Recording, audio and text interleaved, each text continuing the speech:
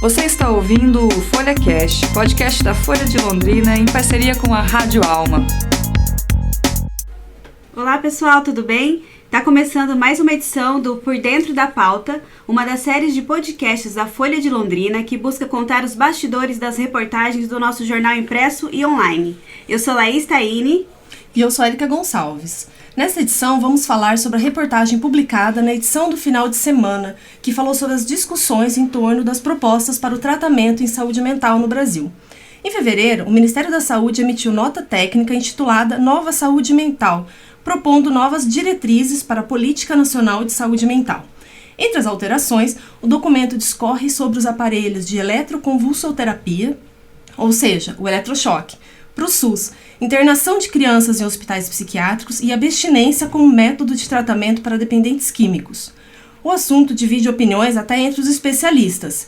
Enquanto uns acreditam ser um avanço, outros temem o retrocesso no atendimento.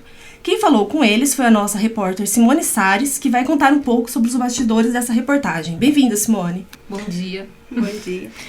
Simone, só para a gente situar o ouvinte sobre o assunto, você pode explicar brevemente sobre a lei em vigor desde 2001, né, que trata da reforma psiquiátrica, e o que essa nota técnica muda no tratamento das pessoas com transtornos mentais?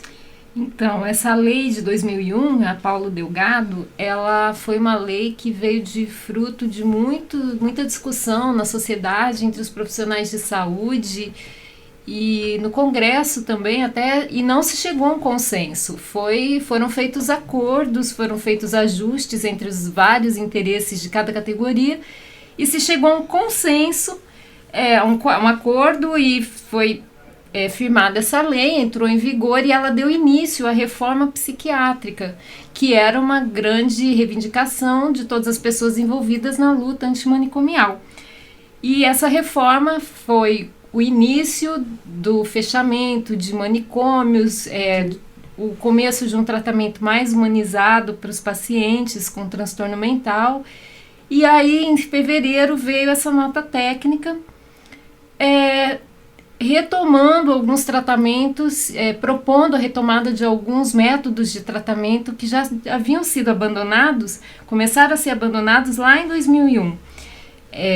Por exemplo, o internamento de crianças, que foi sendo deixado de lado, abstinência para dependentes químicos, e o eletrochoque, que é uma das questões mais polêmicas que essa nota técnica traz, que o SUS poderia comprar aparelhos de eletroconvulsoterapia. Então aí deu início a toda uma polêmica, porque com essa nota técnica emitida pelo governo de 2017,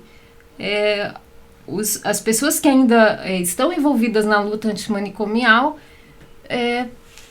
começaram a questionar, falou, a gente teve um trabalho que vem desde 2001 e agora uma nota que derruba todo esse trabalho, querendo retomar coisas que já tinham sido abandonadas como métodos ultrapassados de tratamento. Foi a partir daí que veio essa discussão para fazer essa reportagem. Tanto a polêmica que o governo divulgou em fevereiro, né? E daí recuou. 2 dias depois. E eu queria que você falasse um pouco sobre como se define a pauta de um assunto que vai, vem, volta, para. Como é que vocês discutiram? Se estava desde fevereiro discutindo sobre abordar esse assunto e por que saiu agora em maio? Sim, quando a gente retomou as reportagens na Folha, um dos temas levantados para a gente abordar foi essa questão dessa perspectiva de retrocesso no tratamento de saúde mental. Só que aí houve um recuo, a gente abandonou temporariamente a pauta, mas como coincidiu de agora em maio ter o dia da luta antimanicomial e não foi um abandono da proposta, foi apenas um recuo temporário, a gente resolveu retomar e discutir com especialistas se isso é válido ou não. Para apurar as informações da matéria, como que vocês definiram as fontes, né? A gente está falando vocês porque a Viviane Costa também foi autora da matéria, hoje ela não pôde estar aqui, mas como que é esse processo, né, de escolher a fonte, com quais especialistas falar? A gente sabe que, como é um assunto polêmico, ele divide opiniões até mesmo dentro do governo, porque o governo anterior nunca pensou em desfazer o que a lei Paulo Delgado previa, e aí entra um novo governo, Michel Temer, e tenta reformular a política nacional de saúde mental. Então, como tem dentro do próprio governo, divide opiniões, as pessoas que trabalham com isso também têm opiniões divididas. E a gente tentou ouvir pessoas favoráveis à medida e pessoas contrárias à medida, e foi assim, a gente procurou várias entidades que se posicionaram contra e a favor, e escolhemos 2 de cada para poder discutir com elas essas novas medidas que estão sendo propostas. Ao mesmo tempo, vocês estão lidando com um assunto que é bastante delicado, né? E você também entrevistou uma jornalista, né, que é a Daniela Arbex. Ela publicou um livro, reportagem Holocausto Brasileiro, que conta a história do Colônia, o maior hospício brasileiro instalado em Barbacena, em Minas Gerais. Como foi conversar com outra jornalista e o que ela te contou? Então, quando a gente ouve essa proposta de fazer essa matéria lá em fevereiro, o ponto de partida da matéria meio que foi o livro da Daniela, porque eu comecei a pesquisar sobre a luta antimanicomial e cheguei a esse livro. Aí eu fui ler o livro da Daniela e fiquei muito impressionada, porque a gente sabe que lá atrás os manicômios tinham um tratamento bem cruel, amarravam os pacientes, deixavam privação, mas eu não tinha noção do quanto era cruel, podia ser cruel, e era monstruoso o que acontecia dentro desse manicômio. E conversar com a Daniela, poder conversar com ela foi muito interessante. Primeiro que eu não consegui ler o livro de uma vez só. Eu li o livro, eu chorava muito enquanto eu li o livro, porque são histórias... ela ouviu os sobreviventes daquele período, e são histórias muito marcantes, muito tristes, e eu chorava muito, não conseguia nem assimilar o que eu estava lendo. Aí eu terminei de ler, comecei a ler de novo, já sabendo o que eu ia encontrar no decorrer do livro. Aí eu consegui me concentrar nas histórias e formar na minha cabeça o que era realmente, o que foram os manicômios. E agora, conversando com a Daniela, ela mora em Juiz de Fora, ela ia muitos finais de semana para Barbacena, na época que ela estava escrevendo o livro, para conversar com essas pessoas, mas em Juiz de Fora também tinha manicômio, como existia no país todo, e ela falou que em 2014 foi fechado o último manicômio em Juiz de Fora, e que ele tinha as mesmas condições do que acontecia em Barbacena, não naquelas proporções, porque o Colônia era um manicômio enorme. Era menor em Juiz de Fora, mas acontecia da mesma forma, com pacientes amarrados, com privação de comida, sem tratamento humanizado. Então, conversar com ela se coloca contra também, porque ela entrou nessa história. E conversar com ela foi muito tocante, assim, para ouvir. Ela tem uma postura muito interessante. Ela fala, olha, não existe tratamento humanizado em manicômio quando se isola um paciente. Então, assim, o livro dela foi fundamental para eu escrever essa matéria, porque depois, no contato com os pacientes que tem hoje um tratamento humanizado, você vê a diferença que é no comportamento deles. Uhum. Esse contato foi no CAPS 3, né? Que você foi ouvir, enfim, conhecer de perto essas pessoas. E como é que foi trazer essa percepção da realidade para o leitor? Então, eu passei uma manhã no CAPS. Foi bem difícil conseguir entrar lá. Fiquei mais de uma semana tentando autorização para poder entrar, tentando com a Secretaria Municipal de Saúde. Eles não queriam autorizar, demoraram bastante até que chegaram e falaram, pode ir, mas não pode mostrar os pacientes, identificar nenhum deles. E eu e a fotógrafa Gina Mardones passamos uma manhã toda lá, conversando com os profissionais que trabalham com esses pacientes e conversando com eles próprios. E foi muito curioso, porque assim, são pessoas que vêm de um internamento, de sucessivos internamentos, da época que ainda não existia reforma psiquiátrica, foram internadas sucessivas vezes. Um senhor com quem eu conversei foi internado 18 vezes seguidas no hospital psiquiátrico, e quando ele começou a frequentar o CAPS, ele abandonou os internamentos, começou a controlar com medicação, e vai lá todos os dias, passa o dia lá. Às vezes ele não participa de nenhuma atividade, mas ele está lá, conversa com as pessoas, é acolhido pelos profissionais, ele tem quem o escute, tem quem o acolha, tem quem o entenda, e isso faz toda a diferença. Ele falou assim, olha, a minha vida mudou, eu chegava aqui quebrando as coisas, eu quebrava relógio, eu quebrava tudo na parede, ele é extremamente agressivo, e hoje está lá, uma pessoa calma. Ele falou, eu não preciso mais quebrar as coisas.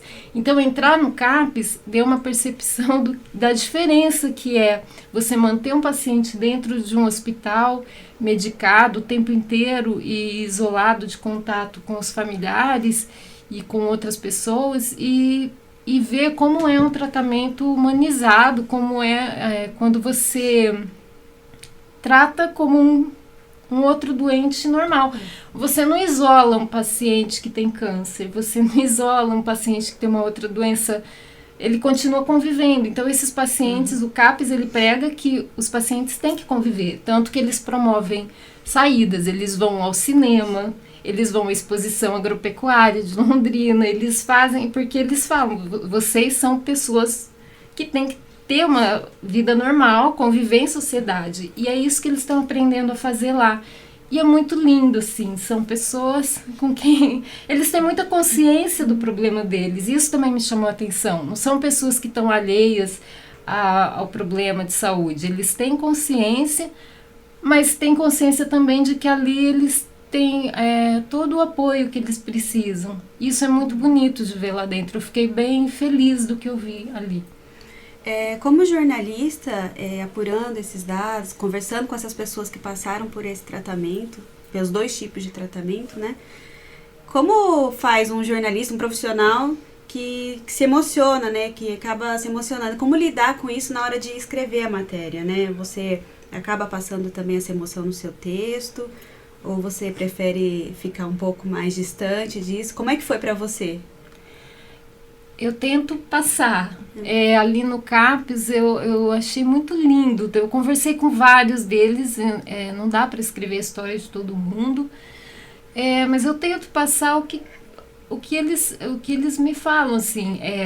Eu me emocionei com eles, porque tinha uma senhora, por exemplo, que ela é esquizofrênica, e eu vi que ela estava com algodões nos ouvidos. E aí eu achei que era por algum outro motivo, e aí a coordenadora do CAPS falou, não, ela usa esses algodões. Ela falou, você reparou que ela tem algodões? Eu falei, tem. Ela falou, ela coloca esses algodões porque ela acha que aí ela não vai ouvir as vozes. E essas coisas todas emocionam, assim, sabe? São coisas, conversar, tem um casal que se conheceu dentro do CAPS, casou dentro do CAPS, e aí ela fala, a paciente, a mulher dele, ele tem tanto amor por mim, eu fiquei internada, e ele ia me visitar todos os dias no hospital, e ele falava, marido tem que ser assim mesmo. E são essas histórias, essas pequenas histórias, assim, que vão emocionando. Eu tentei passar isso no texto, mas eu não sei se eu consegui. Conseguiu, sim. E eu vi também que você trouxe um jornalzinho de lá, né? Trouxe. Isso também foi uma coisa muito interessante, porque é meio que eles...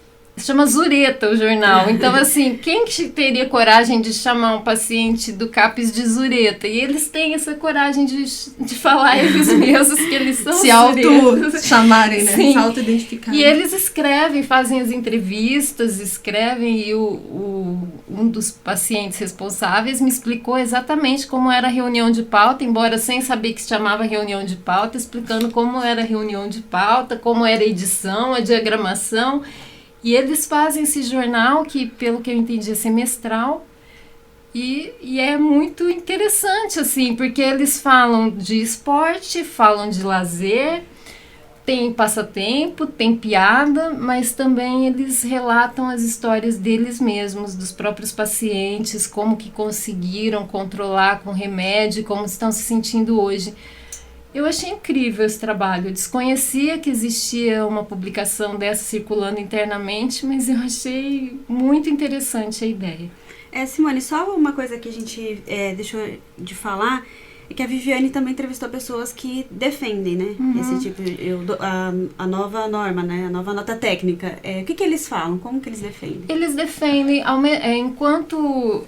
É engraçado porque é o oposto. Enquanto as pessoas que se dizem contrárias ao retorno de determinados métodos terapêuticos, por exemplo, eletrochoque, eu conversei com um médico psiquiatra que está na luta antimanicomial, ele é uma das principais lideranças no país da luta antimanicomial, que é o Roberto Kinoshita, de São Paulo.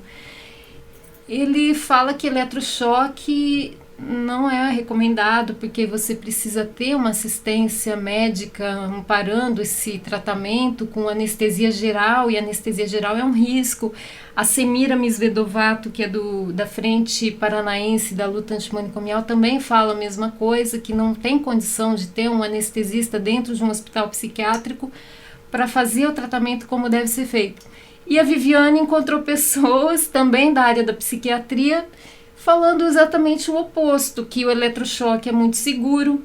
A entrevistada da Viviane falou, inclusive, que pode ser feito em grávidas, que é mais seguro uma grávida fazer eletrochoque quando ela está num quadro muito crítico de um transtorno mental, do que tomar um medicamento, por exemplo.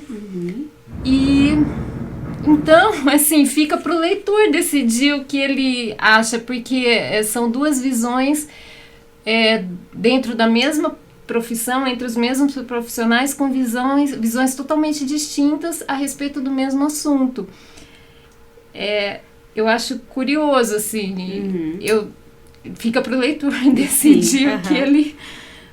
A reportagem ficou bem bacana, então parabéns por trazer esse assunto importante. Também parabenizo a repórter Viviane Costa, que abordou o assunto, mas não pôde estar aqui hoje. E aos ouvintes que querem ler essa matéria, ela está no portal da Folha de Londrina, e as pessoas encontram na aba reportagem, né, Érica? Isso, a edição de final de semana, de 18 e 19 de maio, então tá lá no site, que é o folhadelondrina.com.br, e tem outras, né, vários mais detalhes dessas matérias. Tem também, além desses depoimentos, uma cronologia da luta antimanicomial, desde 1961 até os dias de hoje. E lembrando que mesmo que você tenha lido a reportagem no jornal impresso, vale a pena entrar no portal porque tem mais informações exclusivas para os assinantes. E se você quiser colaborar dando a sua opinião, entre em contato pelas nossas redes sociais no Instagram, Facebook e Twitter. Procurem pela Folha de Londrina que vocês vão encontrar facilmente. Curtam, comentem, coloquem suas opiniões, que é muito importante enquanto cidadãos discutirmos assuntos assim tão relevantes para todos, né? Mas sempre com muito respeito e empatia nos comentários, que é importante também. Então, muito obrigada, Simone, por ter vindo aqui explicar os bastidores dessa reportagem. Foi um prazer ter você aqui com a gente hoje. Eu é que agradeço. Obrigada a todos vocês pela oportunidade. É isso, a repórter Simone Salles aqui com a gente no Por Dentro da Pauta. Esperamos vocês no nosso próximo episódio. Até lá. Até.